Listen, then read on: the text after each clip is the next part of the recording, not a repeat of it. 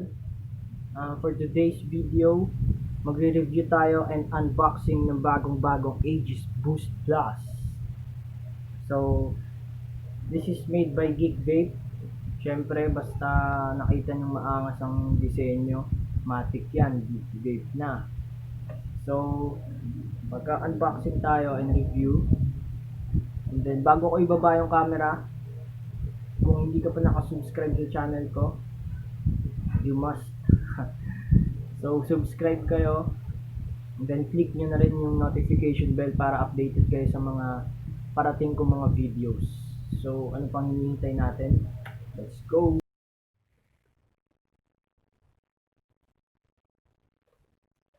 So, ito na yung ating box. So, nakalagay sa harap, Aegis Boost Plus.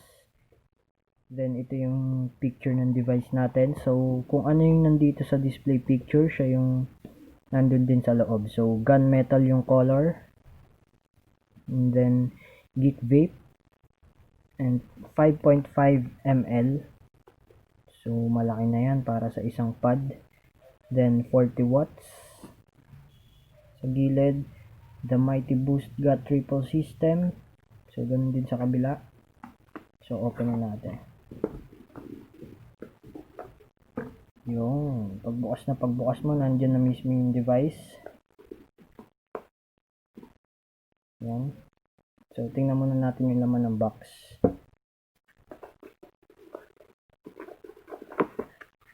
So, yan.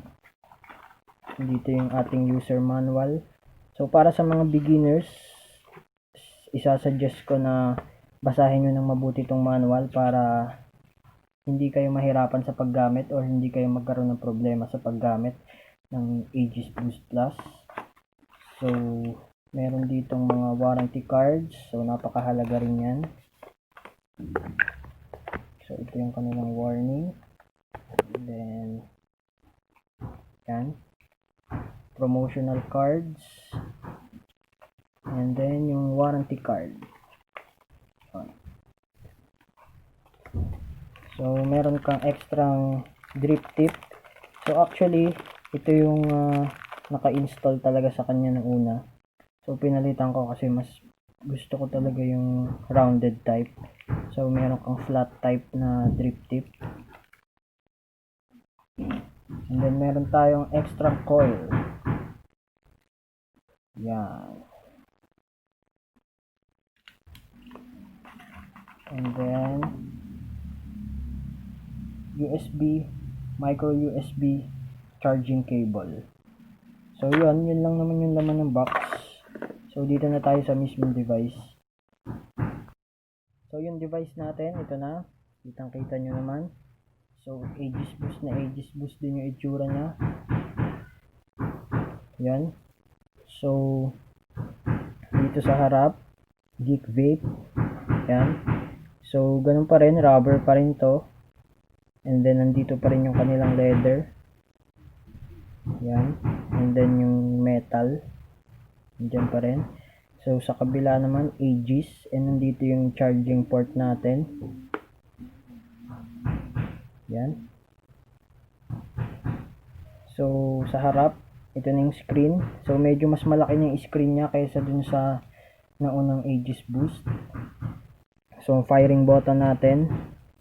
And then, plus minus up and down. So, napansin nyo yung firing button. Medyo nag-iba siya, no? Medyo may texture na. Yan.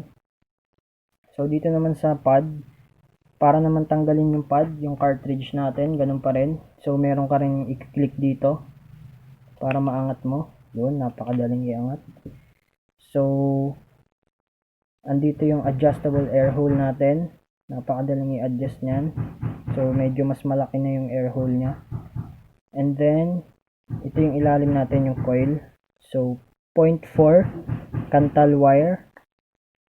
25 to 33 watts yung recommended sa kanya. So, goods na goods yan.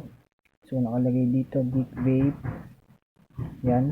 So, ito na yung refill ng juice natin, na which is napakaganda para sa akin dahil na-upgrade talaga nila yan. Dahil mas madali na maglagay ng juice compared dun sa Aegis Boost. So mamaya i-compare natin, makikita nyo yung pinagkaiba. So ito pa yung isang maganda sa kanya. Yung drip tip niya, 510 yung sukat. So kung may mga drip tip ka na 510 ang sukat, pwede mo nang malagay. Pwede mong palitan. So yun. Yan. So ito yung nagko-connect sa coil natin, kaya siya nagpo-fire. So para isara, ganun lang ulit, uunahin mo lang yung air hole and then i-click mo lang. Pagka-click, okay na. So yun. So dito naman tayo sa ilalim, yung kanyang, so since boost plus siya, so merong kakaiba sa kanya. So I think ito yun. Dahil ang Aegis Boost Plus is powered by 18650 battery. Single 18650 battery. So, gagamit tayo ng battery ngayon. Ang gagamitin ko ay QSO. So, i-click mo lang yan. Hatakin mo lang yan. Then, iikot mo lang. Yan. So, may makikita kang positive side dun sa loob. So, ibig sabihin, yung ulo ng battery mo, yun dapat nasa loob. Then, dito naman sa juice sa battery cap, may makikita kang negative sign. So, yan dapat yung negative. So, papasok lang natin. And then, sasara na natin. Yun. Para i-open, so, 5 clicks. 1, 2, 3, 4, 5. So, lalabas na yung logo nila. Then, there you go.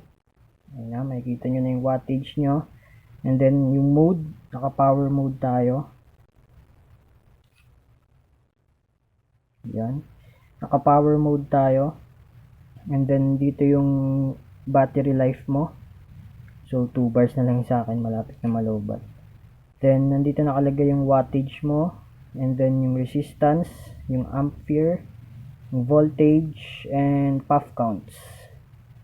So, para magdagdag or magbawas ng watts, so, click nyo lang itong plus sign. Syempre, minus para sa bawas, and plus para sa dagdag. Then, may iba't ibang mode itong ating Boost Plus. So, para bago mo ng mode, click mo na yung firing button ng 3 times. 1, 2, 3. So, nag-highlight na yung power. Then, i-click mo lang to. Yan. So, meron kang temp control. Temp control TCR. Meron kang VPC. Then, bypass mode. So, para pumili ka dyan, pag halimbawa gusto mo ng VPC, so click mo lang tong firing button ng isa. Yan. Then pipili ka dyan ng iba, ng puff count ng puff mo. So kiklik mo lang na matagal yan. So naka VPC ka na. So balik tayo dun sa ano. Dito lang tayo sa power mode. So yan.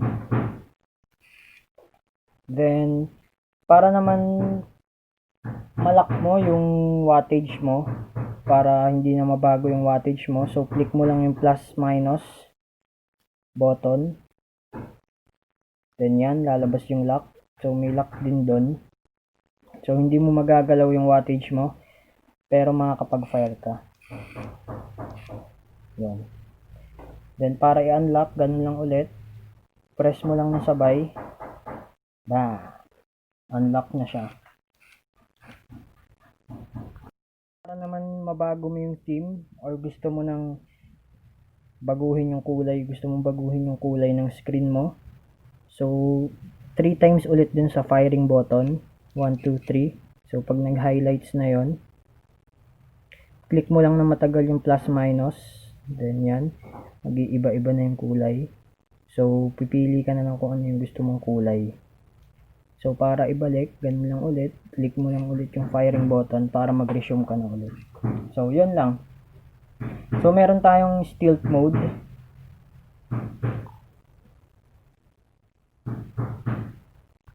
Meron tayong yung stealth mode, yung kung gusto mo na nakapatay lang yung screen pero nakakapag-vape ka. So, kiklik mo lang ng sabay yung plus minus and then firing button.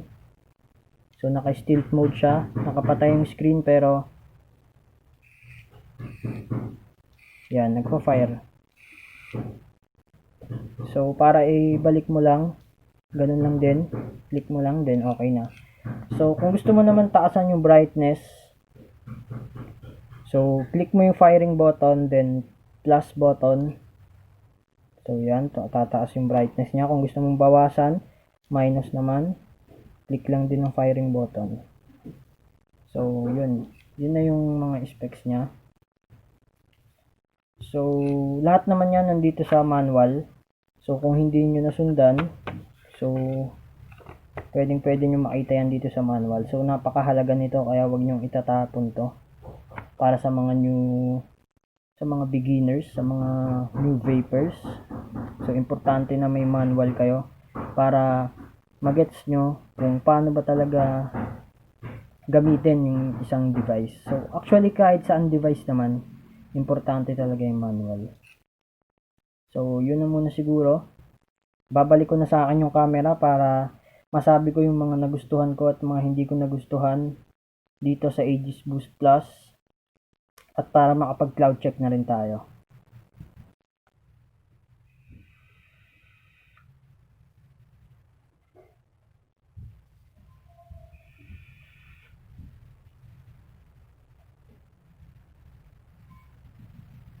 So, yun. Ang gamit ko dun sa pag cloud check is 33 watts and full open air hole. So, nakita nyo naman yung clouds, medyo mas malaki siya, mas ma-cloud siya kaysa dun sa Aegis Boost, I think. Kasi mas malaki yung air hole niya. So, supposedly, talagang mas malakas yung clouds niya. Okay, so size comparison tayo sa Aegis Boost. Yan. So, nakita nyo, medyo mas malaki, mas malapad talaga yung Aegis Boost Plus kaysa dito sa Boost. Dahil powered by 18650 battery na siya. And then, yung cartridge nila. Yan. So, makita nyo yung pagkakaiba. Pero, ang the best dito is, parehas lang sila ng coil. So, kung may coil ka sa Boost, okay lang siyang gamitin dito sa Aegis Boost Plus. So, ito yung sinasabi ko kanina na medyo problem dito sa sa juice cap ng Aegis Boost. Yan. So, medyo ang hassle niyang tanggalin, ang hassle niyang maglagay ng juice. So, unlike dito sa Boost Plus, so medyo madali na siya. Yan. Gaganyan mo lang, napakadaling tanggalin. Tapos, naiikot pa siya. Kaya napakadaling lagyan ng juice. So, yun. Okay, dun tayo sa pros and cons. Unang pros ko is since 18650 battery na siya, powered by 18650 battery, single, mas hahaba na yung lifespan ng paggamit mo. So, syempre, pag nalobat siya, palit ka na lang ng palit ng battery. So, hindi ka na mabibitin. Unlike dun sa Boost na built-in battery. So, sa kanya, removable 18650 battery. So, sobrang ganda. Every time na malobat ka, pwede ka na magpalit ng battery. So, goods na goods sa akin nun. Then, another pros sa kanya is yung cartridge niya mismo. So, sobrang leak-free ng Aegis Boost Plus. So, wala kang makikitang leak. Unlike dun sa Boost na may issue talaga yung Aegis Boost na tungkol sa leakage. So, I think kaya sila gumawa nito is para talaga maayos yung mga issues na yun. And then another pros Syempre, yung tank niya, sobrang laki na nung amount of juice na pwede mong ilagay. I think dun sa Aegis Boost is 3.5 ml lang. So, unlike dito, 5.5 ml. So, napakalaki ng diferensya. Ang lawak ng mapaglalagyan mo ng juice. Hindi ka na mabibitin sa juice. So, another is yung kanyang air hole. So, napakaluwag.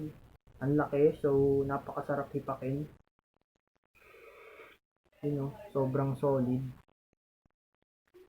And, yun lang. At isa pa pala, gusto ko sa kanya yung screen.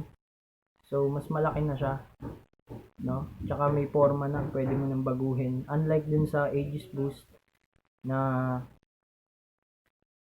sobrang simple ng screen. Halos parang digital lang na simple lang. Unlike dito, may mga design, pwede mong baguhin yung kulay. And may mga iba't ibang mode siya. Like bypass mode, PCR. So, yun yung the best sa kanya. So, hindi natin may iwasan na i-compare siya dito sa Boost. Dahil dito talaga siya nanggaling. So, in-upgrade lang nila. So, talagang kinukumpara ko siya dahil kailangan talaga dahil dito siya nanggaling. So, yun. And, ang isa ko lang na cons dito sa Aegis Boost Plus is unlike sa Aegis Boost, so may takip yung Aegis Boost, dito wala. So, sana nilagyan nila ng takip para safe ka kahit saan mo ilagay, di ba? Halimbawa, nakatambak lang kung saan. Safe ka, hindi ka mag-aalala na baka pasukan ng kung ano-ano. So, yun lang naman. Pero all in all, sobrang nagustuhan ko talaga yung Aegis Boost Plus. Sobrang handy, napakaangas niya sa kamay. Yan, so kita nyo. So, yun. So, isa pang cloud check.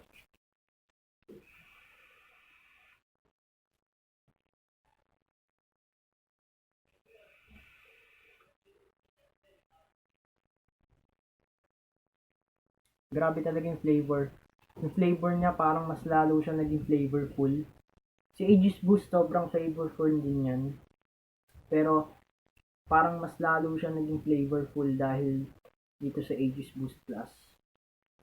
So, lalo na sa akin, MTL ako. MTL ako sa pag-vape. MTL means mouth to lung. So, pinapadaan mo muna sa bibig mo. Pinapatagal mo sa bibig mo bago mo idiretso sa baga. So, yun yung MTL. So, pwede rin naman siya sa direct to lang or DTL. So, nasa sa inyo yun.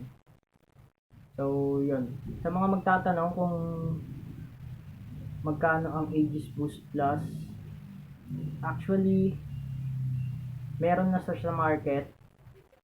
Ang price range niya is nasa 1.7, nasa 1.4 or 1.5 hanggang 1.7. Or pwede pang tumaas, depende siguro sa vape shop na kukuhanin nyo. So, yun. Kasi ako hindi ako makapagsabi ng exact price kasi nakuha ko lang siya sa isang giveaway ng Geek Vape Philippines. So, yun. Sobrang swerte ko.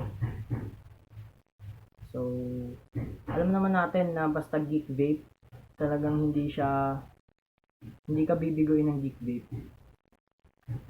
So, yun nga pala, since Geek Vape siya, Aegis series, IP67, shockproof, waterproof, dustproof.